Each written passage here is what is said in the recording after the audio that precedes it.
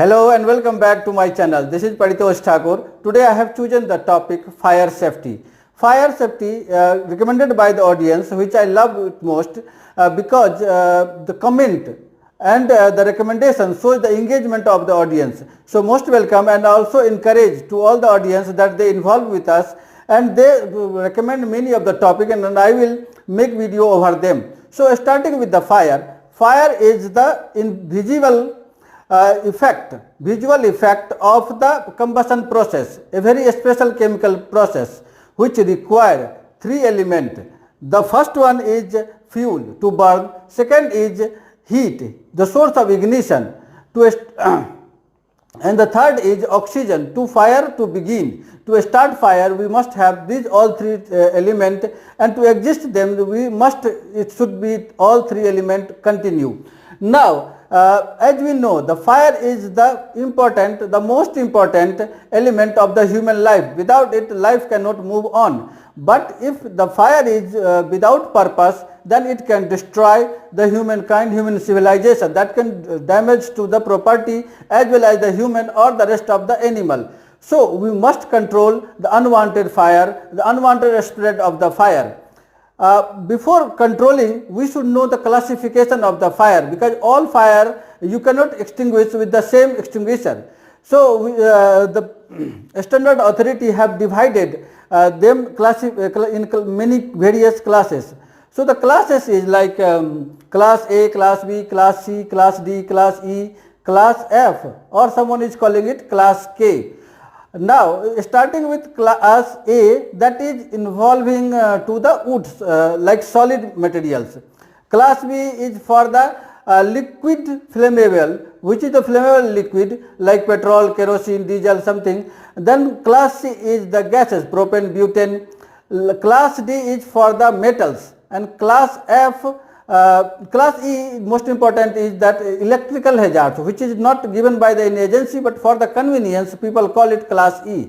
Class E is related to the electrical fire, and the class F is for the cooking oil or edible fat or cooking fat. So for all this category we have separate extinguisher that we show to the next. For this to remember this all this I have kept at one slide in short form, so you can remember it.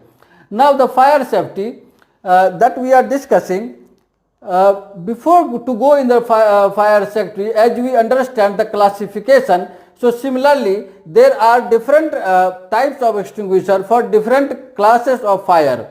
Here like foam, water, wet chemicals, CO2, dry powder and L2 or M28. There are different fire. Among them CO2 and dry powder is most common, which is variously used in the factory as well as in your home. Dry powder is now compulsory in the cities in household. So we will see all this one by one and how they are moving to this.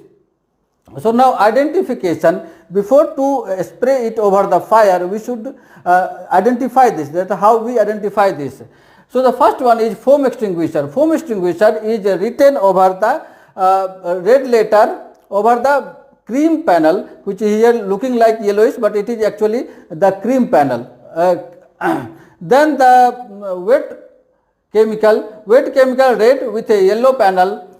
CO2 fire extinguisher red with the black panel, you can see that. Red with blue panel is for the dry powder. And class F, so sometimes wet chemicals that is written in black or the yellow panel, and if it is M28 or L2, that will be the white aluminum cylinders, black with a yellow panel above the operating instruction. So now if you remember continuously or you visualize this, then you can remember this cylinder type and how to recognize them. Now to use this we need to go back, and here you see that if it is foam, that could be used for wood paper, that is solid waste, and the second is the flammable liquid, that is for the class B. So foam can be used either to the waste wood or the solid and the flammable liquids. Water widely can be used for everyone, but other than the electrical or the metal one, because that will evaporate, that will pass this. So the water should be mostly recommended only for solid fire. fire is started with the solid, then only you use water. Otherwise, avoid this. However, the water jet is available around the factory or in your house in every tap, but it should not be used for all kind of fire. Then the wet chemical, which is only for the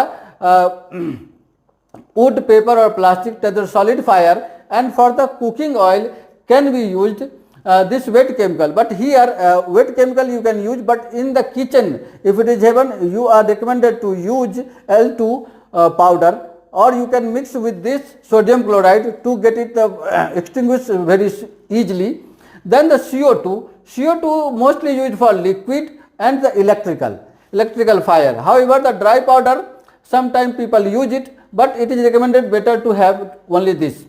Then dry powder is the most popular, and it is used class A, B, C and electrical as well. So the most popular is dry powder, and to be located at the proper place so that people can achieve it immediately. Then L2, as I said, this is for only for the metals because of higher melting point, higher flash point. To avoid fire incident, all the fire wardens are advised to follow the checklist strictly.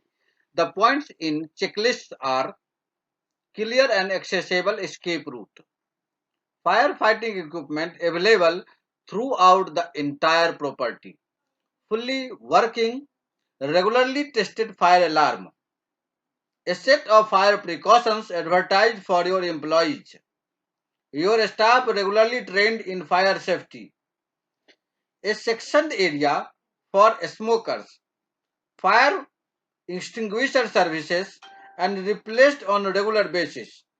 All of your electrical systems and appliances maintained and checked regularly. That's all. So finishing to this, thank you all for watching, and I would wait to your response, your recommendation to move to the next one. That's all. Thank you very much.